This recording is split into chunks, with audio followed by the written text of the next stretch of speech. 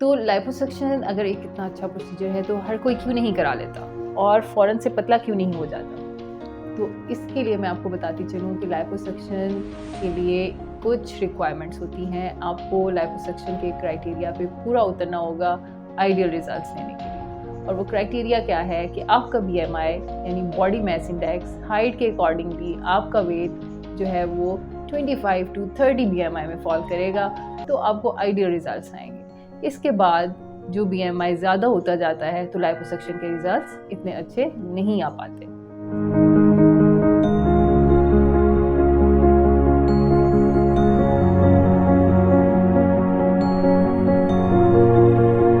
अस्सलाम वालेकुम जी, क्या आपका वज़न मुसलसल बढ़ रहा है? क्या आप बहुत कोशिश कर रहे हैं कि वज़न ना बढ़े, डाइट भी बहुत कर रहे हैं, कभी कीटो डाइट कर रहे हैं, कभी आर्मी डाइट कर रहे हैं, कभी कुछ नहीं खा रहे और सुबह शाम वॉक भी कर रहे हैं, एक्सरसाइज भी कर रहे हैं, लेकिन वज़न है कि बढ़ता ही जा रहा है। तो आइए हम आपको बताते हैं एक ऐसा सॉल्यूशन जिसमें कोई बेहोशी रिक्वायर्ड नहीं, जिसमें कोई दर्द नहीं है और 2 घंटे में ही आपका टमी जो है बिल्कुल फ्लैट हो सकता है। तो आइए हम आपको लेके चलते हैं लेज़र असिस्टेड लाइपोसक्शन की दुनिया में। लेज़र असिस्टेड लाइपोसक्शन जो है वो ब्रेक थ्रू है लाइपोसक्शन की दुनिया में, और इसमें आपका जागते हुए 2 घंटे में बगैर दर्द के सारा एक्स्ट्रा फैट जो है वो निकल जाता है। तो लाइपोसक्शन अगर एक इतना अच्छा प्रोसीजर है तो हर कोई क्यों नहीं करा लेता और फ़ौरन से पतला क्यों नहीं हो जाता? तो इसके लिए मैं आपको बताती चलूँ कि लाइपोसक्शन के लिए कुछ रिक्वायरमेंट्स होती हैं। आपको लाइपोसक्शन के क्राइटेरिया पे पूरा उतरना होगा आइडियल रिजल्ट्स लेने के लिए। और वो क्राइटेरिया क्या है कि आपका बीएमआई यानी बॉडी मास इंडेक्स हाइट के अकॉर्डिंगली आपका वेट जो है वो 25 टू 30 बीएमआई में फॉल करेगा, तो आपको आइडियल रिजल्ट्स आएंगे। इसके बाद जो बीएमआई ज़्यादा होता जाता है तो लाइपोसक्शन के रिजल्ट्स इतने अच्छे नहीं आ पाते। आपको बताते हैं लाइपोसक्शन की कहानी। लाइपोसक्शन आज से तकरीबन 40-50 साल पहले स्टार्ट हुआ था।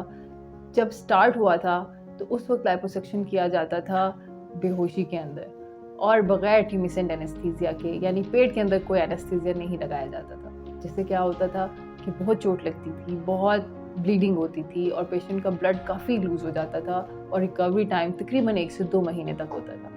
फिर आहिस्ता आहिस्ता लाइपोसक्शन जो है वो इम्प्रूव होती रही और ट्यूमिसेंट लाइपोसक्शन का दौर आया।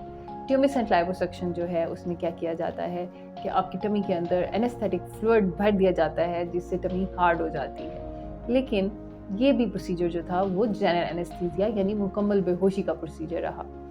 इसके इफ़ेक्ट्स बहुत अच्छे आते थे, रिजल्ट्स बहुत अच्छे आते थे, लेकिन इसमें भी पेट के अंदर चोट बहुत लगती थी और खून काफ़ी बह जाता था, जिसकी वजह से ब्रूजिंग बहुत होती थी, निशान बन जाते थे स्किन के ऊपर और पेशेंट तकरीबन 4 से 6 हफ्ते तक बेड पे रहता था या आराम करता था। तो क्या हुआ कि लोगों ने सोचा और लेज़र बनाने वाली कंपनीज ने ये सोचा कि क्यों ना हम एक ऐसी डिवाइस लेके आएँ जिससे लेज़र की मदद से फैट को मेल्ट किया जाए ताकि उसको निकालना बहुत आसान हो जाए और ब्लड लॉस को भी रोका जाए।